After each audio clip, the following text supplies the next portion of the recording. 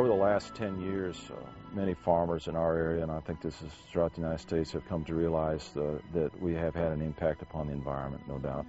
And they have the mighty Mississippi right near us. Farmers are taking that very seriously and want to do something about it.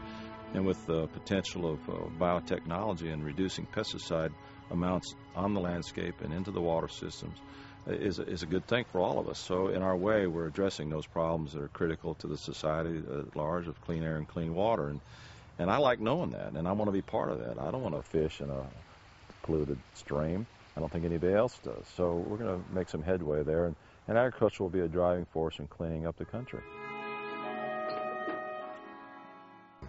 There's a misperception out there about who's producing the food today, and our farm is very typical of the type of farm that is producing the bulk of the food for the world, I believe.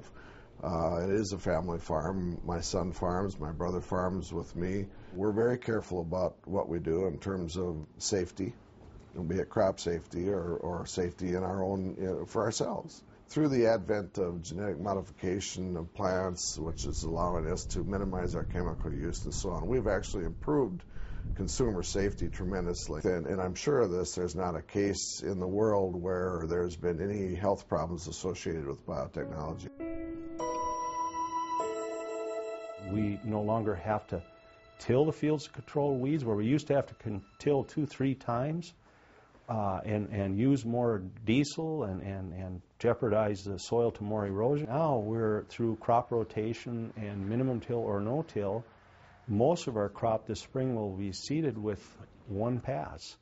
It just has eliminated a number of trips over the field. And at one point here about 2 years ago, my wife came up and gave me a hug and says, you know, what is it? We farm even more acres than you used to, yet it seems like we have more free time, and it's like we're more of a family and we have more time together. I said, you really want to know? It's biotech. I just can't imagine sitting on my porch someday in my rocking chair telling my grandkids that I fought biotech.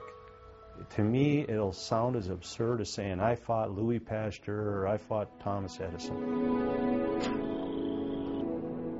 My father lived through a very exciting time, but I really think that I'm probably going to live through a much more exciting time because we're starting to see this rapid change. We're looking at the crop growing at a faster rate, so this means that this is freeing up a lot of crop for the ethanols and for the new plastics and all the new things that are coming. So I'm very glad that it's happening in a state like Iowa.